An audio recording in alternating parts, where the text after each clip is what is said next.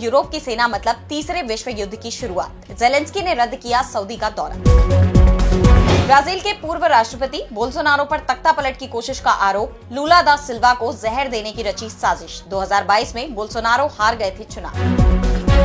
पाकिस्तान से निकलने जा रहा एक और देश। संसद में उठा मुद्दा। कश्मीर में जनमत संग्रह की उठाई मांग। हिंदुस्तान ने यूएन में लगाई फटकार। और चलते चलते में देखेंगे पृथ्वी को लेकर वैज्ञानिकों का बड़ा खुलासा। धरती का 92% हिस्सा बन जाएगा आग का गोला। तो अमेरिका ने पहले हिंदुस्तान को मिलने वाली 21 मिलियन की फंडिंग पर रोक लगा दी और अब इसे लेकर अमेरिकी राष्ट्रपति डोनाल्ड ट्रंप के बयान ने दोनों देशों के रिश्तों को लेकर गंभीर सवाल खड़े कर दिए हैं। ट्रंप ने इस फंडिंग पर सवाल उठाते हुए कहा कि हम हिंदुस्तान को 21 मिलियन अमेरिकी डॉलर क्यों दे रहे हैं? उनके पास बहुत ज्यादा पैसा है। हिंदुस्तान दुनिया के सबसे अधिक टैरिफ लगाने वाले देशों में से एक है, खास तौर पर हमारे लिए। उनके टैरिफ भी बहुत ज्यादा है। मैं हिंदुस्तान और उनके पीएम का सम्मान करता हूं, लेकिन वोटर टर्नआउट के लिए 2 करोड़ डॉलर क्यों देना? 182 करोड़ क्यों? यानी देखा जाए तो डोनाल्ड ट्रंप ने डॉज विभाग के फैसले का बचाव करते हुए हिंदुस्तान जैसे देश को इस तरह की मदद देने की जरूरत पर सवाल उठाया है। और ना सिर्फ सवाल उठाए हैं, बल्कि अमेरिका पर हाई टैरिफ लगाने को लेकर तंज भी कसा है। आपको बता दें कि ट्रंप प्रशासन में एलन मस्क के नेतृत्व वाले विभाग department of government efficiency DOGE ने हिंदुस्तान को दी जाने वाली 182 करोड़ की फंडिंग रद्द करने की घोषणा की है। इस फंड का इस्तेमाल हिंदुस्तान में मतदान को बढ़ावा देने के लिए किया जाता है, लेकिन अब ट्रंप के राज में हिंदुस्तान को अमेरिका से ये मदद नहीं मिलेगी। डोनाल्ड ट्रंप इससे पहले भी कई बार हिंदुस्तान के बढ़े हुए टैरिफ को लेकर बयान दे चुके हैं। इससे पहले जब पीएम मोदी अमेरिका के दौरे पर गए थे तो उनसे मुलाकात से पहले ही ट्रंप ने हिंदुस्तान पर जवाबी शुल्क लगाने का ऐलान किया था। ट्रंप ने इससे जुड़े आदेशों पर हस्ताक्षर करते हुए कहा था कि अमेरिका उन सभी देशों पर उतना ही टैरिफ लगाएगा जितना टैरिफ वो अमेरिकी उत्पादों पर लगाते हैं। और उन्होंने इसे लेकर खास तौर पर हिंदुस्तान का भी जिक्र किया था, ये कहते हुए कि हिंदुस्तान सबसे ज्यादा टैरिफ लगाने वाला देश है। ट्रंप ने पहले हिंदुस्तान पर जवाबी शुल्क लगाया और बाद में फंडिंग भी रोक दी। ऐसे में दोनों देशों के रिश्तों पर सवाल उठ रहे हैं कि क्या ट्रंप के इस कार्यकाल में अमेरिका से हिंदुस्तान को कई चुनौतियां मिलने वाली हैं, चाहे वो अप्रवासियों का मुद्दा हो या व्यापार से जुड़े तमाम मुद्दे। हर मामले में ट्रंप अमेरिका फर्स्ट नीति के तहत काम कर रहे हैं, भले उससे दूसरे देशों में तनाव पैदा हो रहा हो। हिंदुस्तान के पीएम अमेरिका तो गए, ट्रंप से मुलाकात भी की, उन्होंने अमेरिका के साथ कई मुद्दों पर चर्चा भी की, लेकिन कोई खास समझौता नहीं किया जो हिंदुस्तान के हित में।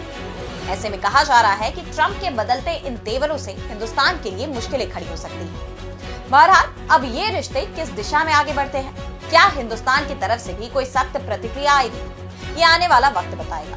और अब बढ़ते हैं अगली खबर की तरफ, जहां हम बात करेंगे रूस यूक्रेन को लेकर ट्रंप की चेतावनी की। तो डोनाल्ड ट्रंप ने इस युद्ध के तीसरे विश्व युद्ध में बदलने की चेतावनी दी है। अमेरिकी राष्ट्रपति डोनाल्ड ट्रंप ने यूक्रेन में यूरोप के सैनिकों की तैनाती का विरोध किया। उन्होंने कहा कि यूरोप अगर यूक्रेन में शांति समझौते के बाद अपनी सेना भेजता है तो ये तीसरे विश्व युद्ध की शुरुआत का कारण बन सकता है। दरअसल बीते कुछ दिनों से इस युद्ध को रोकने की कोशिशें तेज हो गई हैं। यूक्रेन समेत पूरा यूरोपियन यूनियन अमेरिका रूस की बढ़ती नजदीकियों से टेंशन में है। उनका दावा है कि रूस केवल यूक्रेन ही नहीं, यूरोप के अन्य क्षेत्रों में भी कब्जे का प्लान बना रहा है। ऐसे में यूक्रेन को पूरे यूरोपियन यूनियन का सपोर्ट मिल रहा है। ब्रिटिश पीएम कीर स्टारमर और दूसरे यूरोपीय नेताओं ने यूक्रेन में शांति सेना भेजने का प्रस्ताव दिया है, जिस पर ट्रंप ने ये चेतावनी जारी कर दी। बीते दिन सऊदी अरब में अमेरिका और रूस की अहम बैठक भी हुई, जिस पर रूस ने कहा कि अगर जरूरत पड़ी तो पुतिन यूक्रेन के राष्ट्रपति जेलेंस्की से बात करने के लिए भी तैयार है। 4.5 घंटे चली इस बैठक में रूस अमेरिका ने सबसे पहले अपने आपसी रिश्ते सुधारने की पहल की। यूक्रेन मुद्दे पर शांति समझौते के लिए दोनों देश टीम बनाएंगे और ये टीमें लगातार बातचीत करेंगी। इस दौरान अमेरिका ने इस बात पर भी जोर दिया कि शांति बहाल करने की इन कोशिशों में किसी न किसी तरह से यूक्रेन और यूरोप को भी शामिल किया जाएगा। हम ऐसा हल निकालेंगे जो युद्ध से प्रभावित हर पक्ष को स्वीकार हो, मंजूर हो। वहीं जेलेंस्की पहले ही इस वार्ता को लेकर भड़के हुए हैं। उन्होंने वार्ता के किसी भी नतीजों को स्वीकार करने से साफ इनकार कर दिया है और अब अपना सऊदी अरब का दौरा भी स्थगित कर दिया। उनका ये फैसला रूस अमेरिका के बीच सऊदी की मध्यस्थता में युद्ध विराम की दिशा में इस बैठक के बाद आया है। जेलेंस्की का कहना है कि वो नाटो और सुरक्षा पर चर्चा के बिना वार्ता में शामिल नहीं होंगे। इसके साथ ही उन्होंने यूक्रेन में शांति सेना के तहत 1 लाख सैनिकों की तैनाती की मांग की, जिसके बाद जेलेंस्की अब ट्रंप के निशाने पर आ गए हैं। डोनाल्ड ट्रंप ने इस युद्ध के लिए जेलेंस्की को ही जिम्मेदार ठहरा दिया। ट्रंप ने कहा कि कीव पहले समझौता कर सकता था। इस मामले को बहुत आसानी से सुलझाया जा सकता था। इसके साथ ही अमेरिकी राष्ट्रपति ने युद्ध विराम से पहले यूक्रेन में नए सिरे से इलेक्शन कराने की भी मांग की है, जिसका मतलब वोलोदिमिर जेलेंस्की की जगह नए प्रेसिडेंट का चुनाव माना जा रहा है। और अब अगली खबर में बात होगी गंभीर आरोपों से घिरे ब्राजील के पूर्व राष्ट्रपति। तो ब्राजील के पूर्व राष्ट्रपति जैर बोल्सोनारो पर तख्तापलट की साजिश रचने का आरोप लगाया गया है। प्रोसिक्यूटर जनरल पाउलो गोनेट ने बोल्सोनारो समेत 33 अन्य लोगों पर आरोप लगाए हैं। दरअसल 2022 में हुए राष्ट्रपति चुनाव में बोल्सोनारो की हार हुई थी। लूला डा सिल्वा लैटिन अमेरिका के सबसे बड़े देश ब्राजील के नए राष्ट्रपति चुने गए। बोल्सोनारो पर आरोप है कि इस चुनावी हार के बाद भी सत्ता में बने रहने के लिए उन्होंने बड़ी साजिश रची है। देश के अभियोजन प्रमुख की तरफ से लगाए गए इन आरोपों के मुताबिक उन्होंने और उनके साथियों ने नए राष्ट्रपति लूला दा सिल्वा और सुप्रीम कोर्ट के जज एलेक्सांद्रे डी मोराइस की जान लेने की साजिश भी रची थी। उनका दावा है कि इस योजना को ग्रीन एंड येलो डैगर यानी हरा और पीला खंजर नाम दिया गया था और इसे राष्ट्रपति भवन में ही तैयार किया गया था। बोल्सोनारो और उनके सहयोगियों के खिलाफ 272 पन्नों की चार्जशीट दायर की गई है, जिसमें पाउलो गोनेट ने लिखा कि इस योजना की जानकारी खुद बोल्सोनारो को दी गई थी और उन्होंने ही इसे मंजूरी दी। पिछले साल नवंबर में ब्राजील की संघीय पुलिस ने इस मामले को लेकर 884 पन्नों की एक रिपोर्ट भी तैयार की थी। पुलिस का दावा है कि बोल्सोनारो और उनके सहयोगियों ने चुनावी प्रक्रिया पर संदेह पैदा करने, सेना के वरिष्ठ अधिकारियों पर दबाव बनाने और राजधानी में दंगे भड़काने की कोशिश की थी। अब सुप्रीम कोर्ट इन आरोपों की जांच करेगा और अगर कोर्ट इन्हें मंजूर करता है तो बोल्सोनारो के खिलाफ मुकदमा चलेगा। हालांकि पूर्व राष्ट्रपति ने इन सभी आरोपों को खारिज किया है। उन्होंने कहा कि मुझे इन आरोपों की कोई चिंता नहीं है, जरा भी नहीं, लेकिन एक बात तय है कि आने वाले वक्त में उनके लिए मुश्किलें खड़ी हो सकती हैं। और अब अगली खबर में हम बात करेंगे पाकिस्तान की। तो पाकिस्तान में ये सवाल उठ रहा है कि क्या बलूचिस्तान भी बांग्लादेश बनने की राह पर चल पड़ा है। दरअसल पाकिस्तानी सांसद मौलाना फजल उर रहमान ने संसद में एक बड़ा बयान देते हुए कहा कि पाकिस्तान से एक और बांग्लादेश निकलने जा रहा है। उन्होंने दावा किया कि बलूचिस्तान प्रांत के 5 से 7 जिले खुद को स्वतंत्र घोषित कर सकते हैं।